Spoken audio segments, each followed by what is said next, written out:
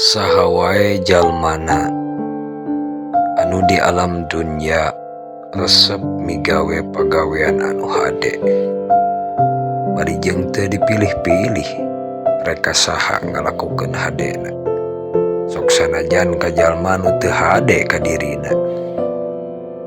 Resep ngariung jeung jalma-jalma anu sok ngalakukeun kahadean, maksakeun maneh cicing jeung jalma-jalma anu soleh, daek ngadenge pituah agama, daek ngadenge nasehat-nasehat para ulama, anu mana ulama tangtuna ngajarkeun kana kalakuan anu hade, nuturkeun ka nabina, cinta kana nabina, maka eta jalma bakal babarengan jeung jalma anu nepi ka cintana di surgana Allah. Amin ya rabbal alamin.